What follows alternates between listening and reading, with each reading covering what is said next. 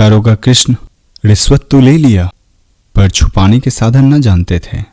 इस विषय में अभी नौसिखिया थे।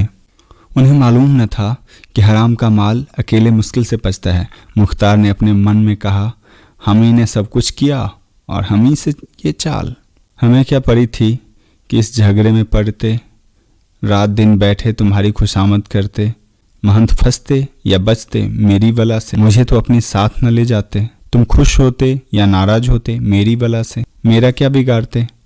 मैंने तो इतनी दौड़ धूप की, वह कुछ आशा ही रख कर की थी। वह दरोगा जी के पास से उठकर सीधा थाने में आया और बातें ही बातों में सारा भांडा फोड़ गया। थाने के अमलों ने कहा, वाह, हमसे यह चाल, हमसे छिपा छिपा कर यहाँ रकमें उठाई जा रही है, मानो हम सरकार के नौकर ही नहीं हैं। देखें यह माल कैसे हजम होता है। यदि इस बगुला को भक्तिपन का मजा न चखा दिया तो देखना। कृष्ण तो विवाह की तैयारी में मग्न थे। वर सुंदर, सुशील, सुशिक्षित था, कुल ऊंचा और धनी, दोनों ओर से लिखा पढ़ी हो रही थी। इधर हाकिमों के पास गुप्त चिट्ठियां पहुंच रही थी। उसमें सारी घटना ऐसी सफाई से बयान की गई थी, आक्षेपों के ऐसे सबल प्रमाण दिए गए थे कि व्यवस्था का ऐसी उत्तम विवेचना की गई थी कि हाकिमों के मन में संदेह उत्पन्न हो गया। उन्होंने गुप्त रीति के तहत तहकीकात की, संदेश जाता रहा, सारा रहस्य खुल गया। 1 महीना बीत चुका था। कल तिलक जाने की तैयारी थी। दरोगा जी संध्या समय थाने में मसनद लगाए बैठे थे। उसी समय सामने से सुपरिटेंडेंट पुलिस आता हुआ दिखाई दिया। उनके पीछे 2 थानेदार और कई कांस्टेबल चले आ रहे थे। कृष्ण उन्हें देखकर घबराकर उठ के बैठे। एक थानेदार ने बढ़कर उन्हें गिरफ्तारी का वारंट दिखाया। कृष्ण का मुख पीला पड़ गया। बज्जर मूर्ति की भांति चुपचाप खड़े रह गए और सिर झुका लिया। उनके चेहरे पर भय न था, लज्जा थी। यह वही दोनों थानेदार थे जिनके सामने वह अभिमान से सिर उठाकर चलते थे, जिन्हें वह नीचा समझते थे, पर आज उन्हीं के सामने वह सिर नीचे किए खड़े थे। जन्म भर की नेकनामी एक क्षण में धूल में मिल गई। थाने के अमलों ने मन ही मन में कहा, और अकेले अकेले रिश्वत उड़ाओ। सुपरिटेंडेंट ने कहा, वेल कृष्णचंद, तुम अपने बारे में क्या कहना चाहता है। कृष्णचंद ने सोचा, क्या कहूँ, क्या कह दूं कि मैं बिल्कुल निरपराध हूँ। यह सब मेरे शत्रुओं की शरारत है। आने वाले ने मेरी ईमानदारी से तंग आकर मुझे यहाँ से निकालने के लिए यह चाल चली है, पर वह पापाभिनय में ऐसे सिद्ध हस्त न थे। उनकी आत्मा स्वयं अपने अपराध के बोझ से दबी जा रही थी। वह अपनी ही दृष्टि में गिर गए थे। जिस प्रकार विरले ही दुराचारियों को अपने कुकर्मों का दंड मिलता है, उसी प्रकार सज्जन का दंड पाना अनिवार्य है। उनका चेहरा, उसकी आँखें, उसके आकार प्रकार सब जिह्वा बनकर उसके प्रतिकूल साक्षी देते हैं। उसकी आत्मा स्वयं न्यायाधीश बन जाती है। सीधे मार्ग पर चलने वाला मनुष्य पेचीदा गलियों में पड़ जाने पर अवश्य राह भूल जाता है। कृष्ण की आत्मा उन्हें वाणी से छेद रही थी। लो, अपने कर्म का फल भोगो। मैं न कहती थी कि सांप के बिल में हाथ डालो, तुमने मेरा कहा न माना। यह उसी का फल है। सुपरिटेंडेंट ने फिर पूछा, तुम अपने बारे में कुछ कहना चाहता है। कृष्ण बोले, जी हाँ, मैं यही कहना चाहता हूँ कि मैं अपराध किया है और उसकी कठोर से कठोर दंड मुझे दिया जाए। मेरा मुंह काला करके मुझे सारे कस्बे में घुमाया जाए। मैंने झूठी मर्यादा बढ़ाने के लिए, अपनी हैसियत को बढ़ावा दिखाने के लिए, अपनी बड़ाई के लिए एक अनुचित कर्म किया है और अब उसका दंड चाहता हूँ। आत्मा और धर्म का बंधन मुझे न रोक सका, इसलिए मैं कानून की बेरियां ही के योग्य हूँ। मुझे एक क्षण के लिए घर में जाने की आज्ञा दीजिए। वहाँ से आकर मैं आपके साथ चलने को तैयार हूँ। कृष्ण की इन बातों में ग्लानि के साथ अभिमान भी मिला हुआ था। वह उन दोनों थानेदार को दिखाना चाहते थे कि यदि मैंने पाप किया है तो मर्दों की भांति उसके फल भोगने के लिए भी तैयार हूँ। औरों की तरह पाप करके उसे छिपाता नहीं। दोनों थानेदार यह बात सुनकर एक दूसरे की मुंह देख रहे थे, मानो कह रहे हों कि आदमी पागल हो गया क्या, अपने होश में नहीं है मालूम होता। यदि ईमानदार ही बनना था तो यह काम ही क्यों किया?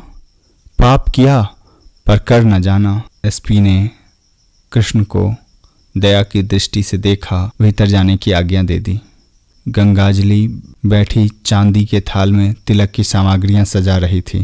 कृष्ण ने आकर कहा, गंगा, बात खुल गई है, मैं हिरासत में आ गया। गंगा ने उसकी ओर विस्मित भाव से देखा और उसके चेहरे का रंग उड़ गया, आंखों में आंसू बहने लगी। कृष्ण, रोती क्यों हो? मेरे साथ कोई अन्याय नहीं हो रहा है। मैंने जो कुछ किया है उसका फल भोग रहा हूँ। मुझ पर फौजदारी का मुकदमा चलाया जाएगा, तुम कुछ चिंता मत करना। मैं सब कुछ सहने के लिए तैयार हूँ। मेरे लिए वकील मुख्तारों की ज़रूरत नहीं है। इसमें व्यर्थ रुपये मत फूकना।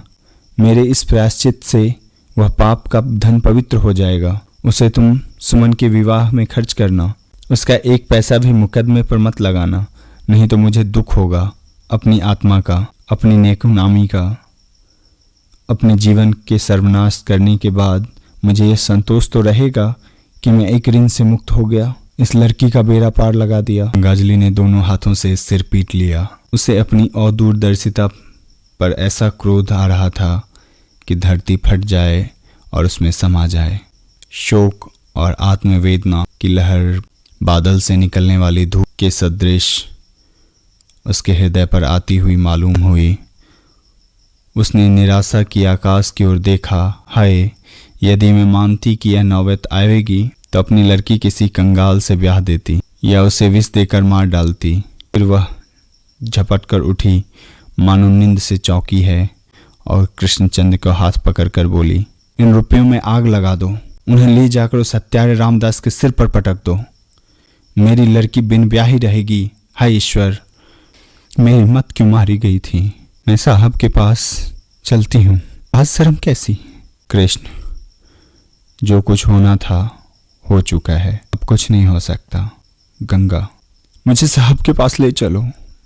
मैं उनसे पैरों में गिरूंगी और कहूंगी, यह आपके रुपए है, ले लीजिए, और कुछ दंड देना है तो मुझे दीजिए। मैं ही विष की गांठ हूं, यह पाप मैंने ही बोया है। कृष्ण, इतने जोर से ना बोलो, बाहर आवाज जाती होगी। गंगा, मुझे साहब के पास क्यों नहीं ले चलते? उन्हें एक अबला पर अवश्य दया आएगी।